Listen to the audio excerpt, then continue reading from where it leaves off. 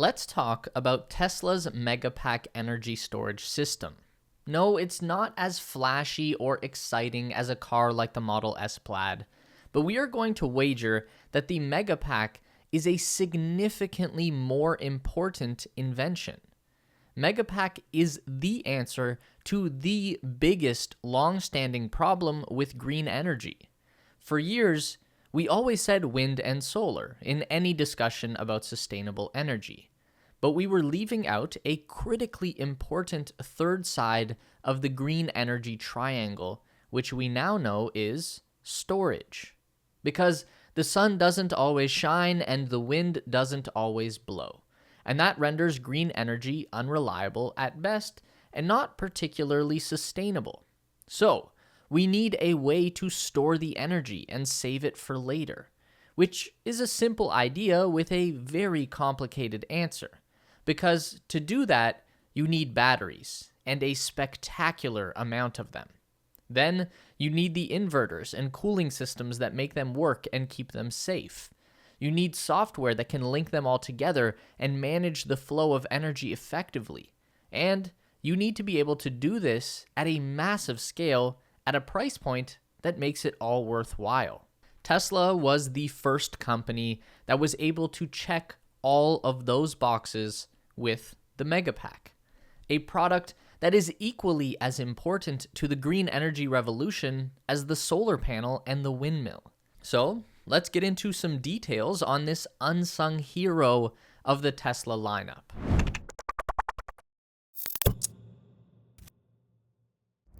The simplest way to look at a Megapack is as a box full of batteries, a power bank the size of a shipping container.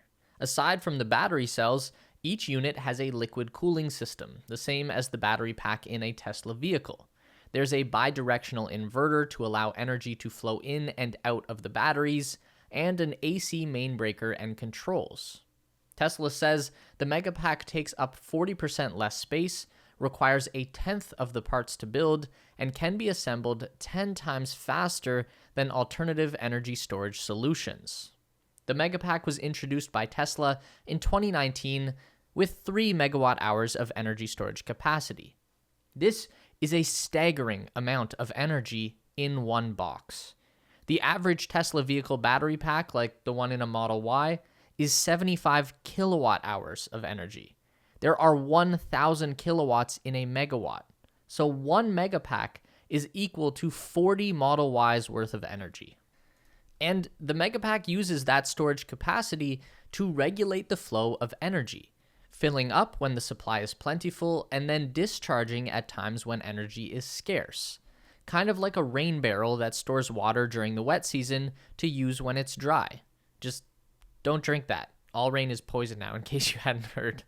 There are 2 fundamental ways to use a Megapack installation, either as a support system for an existing power grid or in combination with energy generation from wind and solar.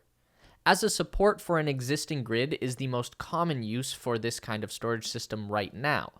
In this case, the Megapack installation will pull energy from the grid to charge up during periods of low use, like in the middle of the night. And then it will hold that energy and wait until a period of high demand arises, like a hot evening, when everyone is blasting air conditioning and cooking and watching TV and all of that. At these critical times, there can actually be more demand for electricity than the grid is able to provide, and that can lead to rolling blackouts. By the way, if you're enjoying the content we create here on the Tesla Space and would like to support us, check out our Patreon page. We've got some exclusive perks for our Patreon supporters, and it helps us grow the team and continue producing this content. So, this is the point where the Megapack will discharge its stored energy back into the grid to boost the overall supply and prevent it from becoming overburdened. Before solutions like the Megapack came about, the only way to deal with this problem was by using natural gas-fired peaker plants. So, when the demand for energy is about to overwhelm the supply, these peaker plants will kick on and start burning natural gas to generate more electricity for the grid. These peaker plants are very expensive, very inefficient, and very bad for the environment. Plus, they don't even work very well, because they need time to get up and running before they can reach peak output, so they aren't nimble enough to cope with sudden fluctuations in the energy supply. As of 2020, open-cycle gas turbines give an electricity cost of up to $200 per megawatt hour every time that they are activated. Each Megapack with 300 megawatt hours of capacity costs about $1 million. Tesla's standard warranty covers that for 15 years.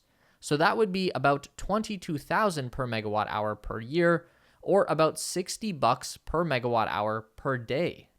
So considerably cheaper and considerably better for the environment. And then, when you consider that a peaker plant needs an entire giant building constructed with a staff to operate and maintain it, it needs to be linked in with a supply of methane gas, which first has to be extracted from the ground and then burned to create a few metric tons of CO2 as a byproduct. Or you could have a small field full of batteries that just sit there and function autonomously. Tesla can deploy a 1 gigawatt hour power plant in less than 3 months on just 3 acres of land, about 4 times faster than a traditional fossil fuel power plant with the same capacity. The Megapack system is monitored and controlled by Tesla's autonomous software platform called PowerHub, so it doesn't need oversight by humans to function, and Tesla only requires 1 small maintenance check per year and 1 round of significant maintenance once every 10 years. The 10-year checkup is just to replace the cooling pump and door gaskets, plus topping up the coolant fluid. This has led to several counties in California already moving to replace their natural gas peaker plants with giant Megapack installations. The largest of them so far being the Elkhorn battery at Moss Landing. This battery was commissioned in June 2022 with 256 Megapack units installed on 33 concrete slabs. The total energy capacity is 730 megawatt hours, while power output is up to 182 megawatts for up to 4 hours at a time during periods of high demand. The other common way to use a Megapack is as a regulator for green energy generation like solar and wind power. You can get full-time energy supply from solar panels, but only if there is significant battery storage in between. The Megapack will charge up during times of peak energy production, and then as the sun fades, the grid will switch over to the Megapack for supply until the sunlight returns. Admittedly, it is a very delicate balancing act, and to make this work as a full-time energy source for a community of any decent size, it's going to require a lot of solar panels and a lot of Megapacks, but it can be done. The state of Hawaii is a great example of that. Hawaii already has the largest installed solar capacity per capita, and the islands plan to use 100% green energy as soon as the year 2045.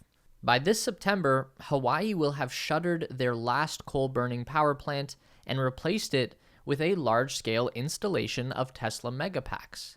The Kapolei Energy Storage Facility will rank as one of the biggest battery systems in the world with a capacity of 565 megawatt hours. Hawaii is taking things one step further by putting a new level of responsibilities onto their battery installation. The state says that the Tesla Megapack will function as something called a black start device, which can restart the island's electrical grid in the event of a natural disaster, operating kind of like a grid-scale pacemaker. Also wanted to give a quick shout out to our amazing Discord community. Here is our question of the week, and this was our favorite answer. And here is the meme of the week winner. Join our Discord community to participate next week through the link in the description below. We've already been given a sneak peek into the future of the Megapack technology, which is basically just to go bigger and stronger. Tesla's website listing for the Megapack has recently been updated with new specs. This did not come along with any official announcement from the company about a new version of the Megapack, but the website is showing us a larger, heavier, and more powerful product than the original launched in 2019. The energy capacity of the grid-scale battery is now at 3.9 megawatt hours, up from its original spec of 3 megawatt hours.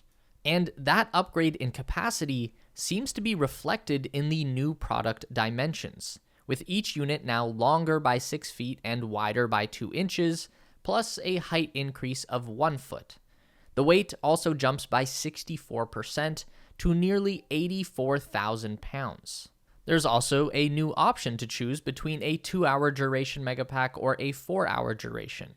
The longer duration battery just uses half the power output to run for twice the time.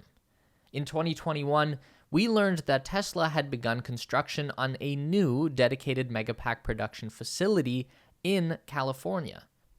So far, these have all been manufactured at Giga Nevada, which is convenient because that's also where Tesla makes all of the battery cells and packs. Shifting the Megapack to a dedicated production plant is going to allow for a significant increase in capacity, according to Tesla. Right now, they are able to make about 4 gigawatt hours worth of storage products per year in the Nevada factory. But the production target for the new California plant is said to be 40 gigawatt hours per year. And that's going to be thanks in large part to a new battery chemistry that will make it easier and cheaper to produce the Megapack. It's very likely that these new specs we are seeing right now describe the Megapack storage system with lithium iron phosphate or LFP cells. It's a new battery chemistry, and Tesla, along with other electric vehicle manufacturers, have started using it for lower range cars with reduced performance. The cells don't use many of the high-cost metals that are typically associated with lithium-ion batteries, like nickel and cobalt. Instead, LFP cells use just lithium and iron in their cathode. The trade-off is a reduced energy density. The storage capacity per kilogram of cell material is about 25 to 30% lower. In a vehicle, that's going to translate to lower range and slower acceleration. But a Megapack does not move, so all they need to do is build the box bigger and put more batteries in it. In this case, Tesla went so much larger with the new Megapack that it actually exceeds the capacity of the older unit, even with the lower density battery cells. The estimated delivery date for a Megapack ordered today is showing the second quarter of 2024. So they are telling us that if we order a Megapack today, then the unit we receive will be the new XL-sized LFP Megapack made in California. And that would also indicate that by the time 2024 rolls around, the production rate of the Megapack should be approaching the 40 gigawatt hour per year capacity, which will hopefully translate to lower cost per unit and shorter wait times for delivery. And that will bring sustainable energy one massive step closer to being achievable in our lifetime. Hopefully, that puts things into perspective on how important batteries are to the future of energy and why the Megapack is a far better solution to an age-old problem. How do you think the Megapack will change our energy landscape? And have you seen one of those installations go up where you live? Let us know in the comments section below. Don't forget to give this video a thumbs up today if you liked it. That is so important for getting our content out to more people. If you enjoy the content, then you'd probably also enjoy our weekly newsletter, so sign up with the link down below at theteslaspace.com. A huge thank you to all of our Patreon supporters who are listed on the screen now. You help us make the best content we can, and we really appreciate it. Thanks for watching, and we'll see you in the next one.